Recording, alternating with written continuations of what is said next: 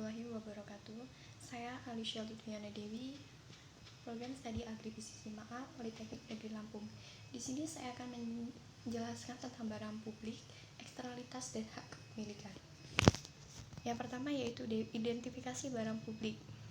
Barang publik adalah barang yang apabila dikonsumsi oleh individu tertentu tidak akan mengurangi konsumsi orang lain akan barang tersebut.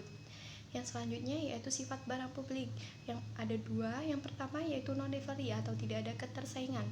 Dalam penggunaan barang publik berarti bahwa penggunaan suatu konsumen terhadap suatu barang tidak akan mengurangi kesempatan konsumen lain. Contohnya yaitu udara dan sinar matahari. Yang kedua yaitu ada non-excludable atau tidak ada larangan. Barang publik ini berarti bahwa apabila suatu barang publik tersedia, tidak ada yang dapat menghalangi siapapun untuk memperoleh manfaat dari barang tersebut, atau dengan kata lain, setiap orang memiliki akses ke barang tersebut. Contohnya masyarakat membayar pajak dan pemandangan laut yang indah. Yang selanjutnya yaitu mengapa digolongkan ke dalam barang publik. Udara, sinar matahari, pembayaran pajak, dan pemandangan laut, dan lain sebagainya sifat barang publik.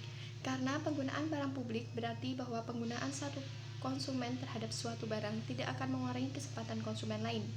Tidak ada yang dapat menghalangi siapapun untuk memperoleh manfaat dari barang tersebut, atau dengan kata lain, setiap orang memiliki akses ke barang tersebut. Yang selanjutnya yaitu ada eksternalitas. Eksternalitas adalah biaya atau manfaat yang muncul dari proses produksi, tetapi berakibat eksternalitas positif. Eksternalitas positif adalah manfaat dari kegiatan ekonomi bagi pihak ketiga yang tidak terlibat. Eksternalitas positif juga terdapat di pabrik tahu ini. Adanya pabrik tahu membuat daerah semakin dikenal oleh keberagaman sentra industri yang ada. Eksternalitas negatif. Pengaruh eksternalitas negatif dari pabrik tahu ini adalah adanya limbah pabrik tahu yang dibuang ke sungai. Hal tersebut sangat merugikan masyarakat sekitar karena bau dari limbah tersebut sangat menyengat dan mencemari sungai. Masyarakat sekitar yang terkena dampak tersebut melakukan tindakan berupa protes dan menutup saluran pembuangan limbah ke sungai. Untuk kasus pabrik tahu ini sangat berpengaruh oleh eksternalitas negatifnya, karena dampaknya yang langsung dirasakan oleh masyarakat sekitar, bahkan juga mencemari lingkungan. Pengaruh eksternal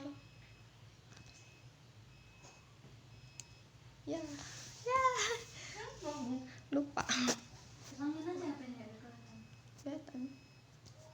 Eksternalitas penanganan eksternalitas oleh pemilik usaha. Pencemaran lingkungan adalah suatu kondisi yang telah berubah dari bentuk asal pada keadaan yang lebih buruk. Pergeseran dari bentuk tatanan dari kondisi asal pada kondisi yang buruk ini dapat terjadi sebagai akibat masukan dari bahan-bahan pencemar atau polutan. Suatu lingkungan hidup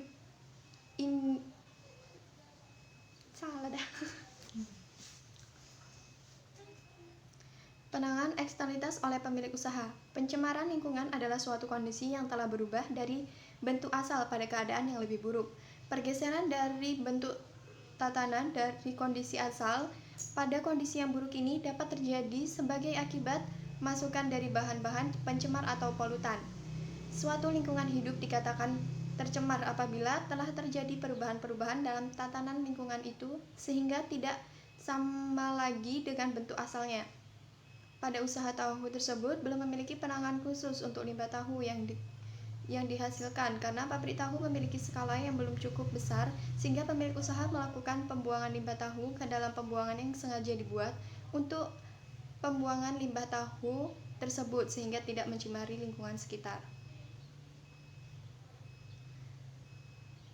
Cara penanganan yang tepat dan manfaat bagi semua pelaku ekonomi. Teknologi pengolahan limbah tahu dapat dilakukan dengan proses biologi sistem anaerob, aerob, dan kombinasi anaerob-aerob. Teknologi pengolahan limbah tahu yang ada saat ini pada umumnya berupa pengolahan limbah dengan sistem aerob. Dengan proses biologis anaerob, efisiensi pengolahan sekitar 70% sampai 80%. sehingga airnya masih mengandung kadar pencemar organik cukup tinggi, serta bau yang masih ditimbulkan, sehingga hal ini menyebabkan masalah tersendiri. Bahan-bahan organik yang terkandung sangat tinggi. Senyawa organik tersebut dapat berupa protein, karbohidrat, dan lemak. Limbah tahu baik berupa padat maupun cair akan diolah menjadi 3 produk yang memiliki nilai ekonomi tinggi. Limbah cair tahu akan diolah menjadi produk nata de soya dan minuman probiotik. Sedangkan limbah padat tahu akan diolah menjadi produk abon tahu. Hak kepemilikan. Hak kepemilikan adalah hak untuk menggunakan, untuk mengubah bentuk dan isi hak kepemilikan, untuk memindahkan seluruh hak atas aset atau beberapa hak, sehingga hak kepemilikan hampir selalu berupa hak eksklusif, tetapi tidak berarti tanpa batas. Berikut contoh hak kepemilikan. Daftar pustaka. Terima kasih.